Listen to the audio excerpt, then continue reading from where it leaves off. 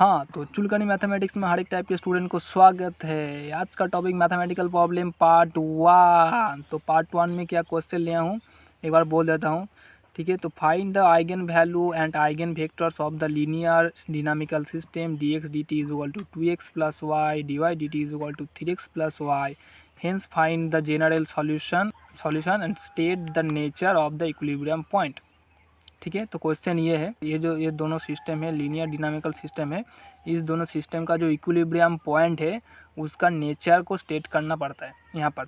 ठीक है, अब यहाँ पर समझने की ज़रूरत है कि ये दोनों सिस्टम बोल रहा है तो इसका इक्विलिब्रियम पॉइंट क्या है। तो इक्विलिब्रियम पॉइंट हम किसको बोलेंगे, देखो अगर आप कोई भी पॉइंट ले रहे हो वो दोनों पॉइंट पे अगर एक्स वाई का वैल्यू यहाँ पर 0 आ जाए, यहाँ पर भी और यहाँ पर भी 0 आ जाए तो हम उसको इक्विलिब्रियम पॉइंट कहेंगे। ठीक है, ये फंक्शन का वैल्यू 0 आ जाए यहाँ पर भी और यहाँ पर भी तो हम उसको इक्विलिब्रियम पॉइंट कहेंगे। और वो जो इक्विलिब्रियम पॉइंट है उसका नेचर हमको डिफाइन करना है और नेचर को हमको बताना है कि इसका नेचर क्या है। ठीक है, हमारा काम यही है, नेचर बताना। हर क्वेश्चन में हमारा काम यही रहेगा कि नेचर बताना। और नेचर हम कैसे बता सकते हैं कुछ भी सिस्टम का, नेचर बताने के लिए हमें ज़रूरत पड़ेगी क्या, आइगन वैल्यू की।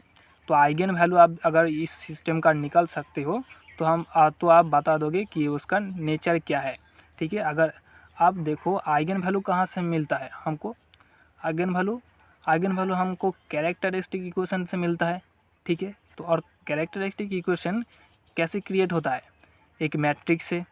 ठीक है, एक मैट्रिक्स से कैरेक्टरिस्टिक इक्वेशन क्रिएट होता है और वहाँ से आइगन वैल्यू मिलता है और आइगन वैल्यू से हम नेचर को बता सकते हैं।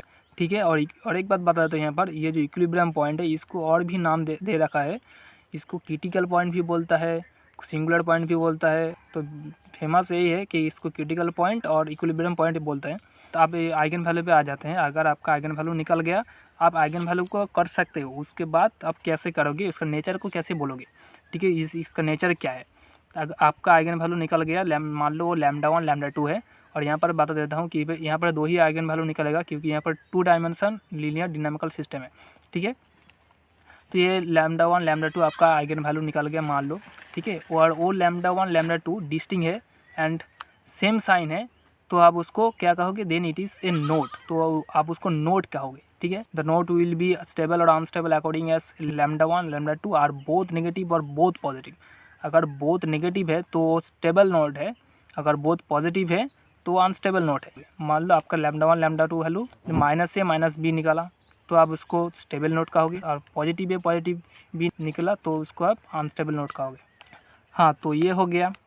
अब अगर λ1 और λ2 की वैल्यू आपका निकला डिस्टिंक्ट एंड ऑपोजिट साइन, ठीक है, रियल निकला, रियल है, इमेजिनरी नहीं है, ध्यान रखना। ये मान लो ए और बी निकला λ1 λ2 की वैल्यू और वो एक माइनस ए है और एक पॉजिटिव है।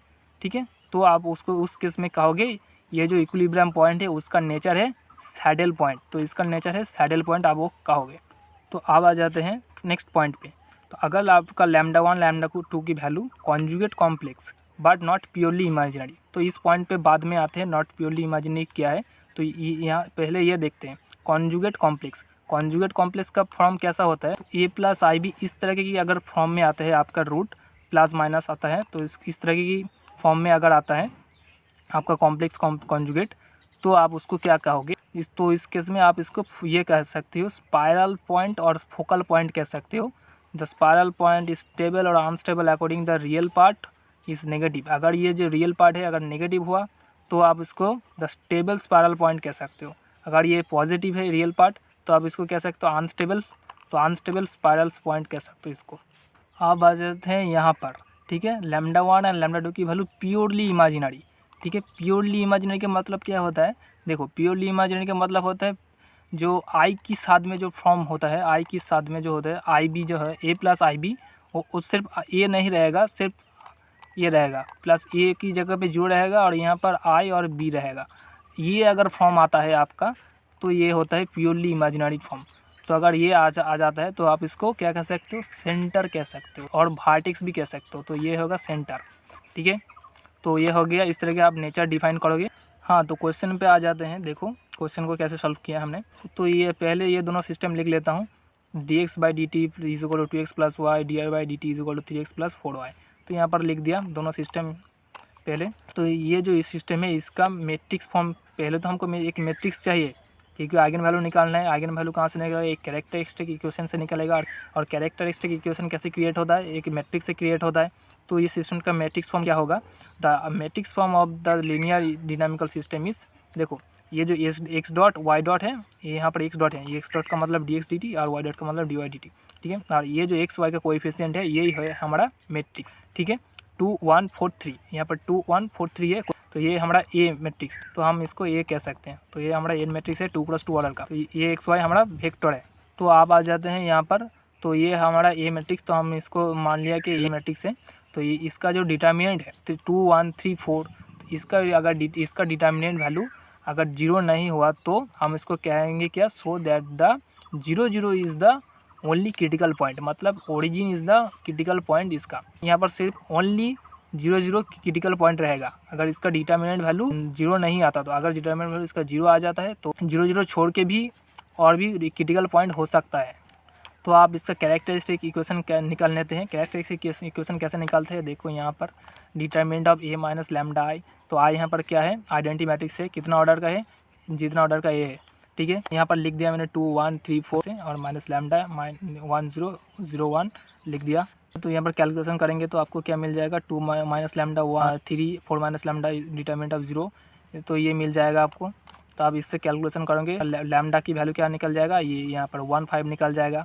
तो इसको आप एक लैम्डा 1 लैम्डा 2 नाम दे सकते हैं। हाँ, तो हमारा लैम्डा का वैल्यू निकल गया 1 5। तो आप क्या करना है, एक बार क्वेश्चन पे आ जाते हैं। देखो क्वेश्चन पे क्या मांगा है हमको, देखो find the eigen value and eigen vectors of the dynamical system, of the linear dynamical system this. तो इस सिस्टम का हमारा आइगन वैल्यू निकल गया। तो आप क्या करना है, आइगन वेक्टर को निकालना है। तो आइगन वेक्टर कैसे निकालेंगे, वही हमारा पुराना मेथड है फर्स्ट सेमेस्टर वाला, तो उस तरीके से हम निकालेंगे। तो हाँ, इस तरीके से हम आइगन वेक्टर को निकाल सकते हैं। तो इसका ए का वैल्यू यहाँ पर लिख दिया, आई क्या है 2+2 का एक मैट्रिक्स है, और यहाँ पर लैम्डा को हमने गुणा करके लिख दिया, और यहाँ पर एक्स हमारा एक्स वाई का वेक्टर है, ठीक है। तो ये इज इक्वल टू 0 0 हो गया। तो आप क्या करेंगे, देखो आप लैम्डा का वैल्यू जब 5 है तब आइगन वेक्टर क्या है तो निकालते हैं। देखो यहाँ पर लैम्डा का वैल्यू 5 यहाँ पर पुट कर रहा हूँ, तो क्या मिलेगा आपको, तो यहाँ पर -3 मिल जाएगा। अगर आप यहाँ पर 5 लिखोगे तो क्या मिल जाएगा, 2 - 5 तो -3 मिल जाएगा। तो इस तरीके से आपको मिल जाएगा, आप देख लेना। तो ये आपको दो इक्वेशन मिल जाएगा इस तरीके से। तो आपको 2 इक्वेशन मिल जाएगा। तो इस दोनों इक्वेशन से आप वाई का वैल्यू निकल सकते हो।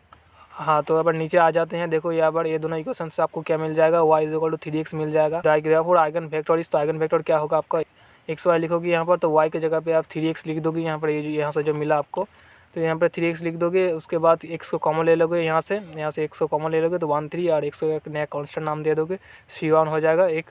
तो 1 3 c1 1 3, तो ये हो गया एक आइगन वेक्टर, ठीक है। और दूसरा आइगन वेक्टर आपको कैसे मिलेगा, लैम्डा = 5 था वहाँ पर, लैम्डा = 1 पुट करने के बाद आपको मिलेगा, यहाँ पर आप 1 पुट कर दोगे। तो यहाँ पर अगर लैम्डा की वैल्यू 1 पुट करोगे तो आपको क्या मिलेगा, 1 मिलेगा। यहाँ पर 1 1 मिलेगा। यहाँ पर आप 1 पुट करोगे तो आपको यहाँ पर 3 मिलेगा। तो ऊपर में 1 1, नीचे में 3 3 मिल जाएगा। आ जाओ यहाँ पर, देखो यहाँ पर 1 1, ऊपर में 3 3 मिल गया। तो एक्स वाई, तो x = 0 0 हो गया। तो यहाँ से अभी दोनों इक्वेशन एक ही मिल जाएगा आपको।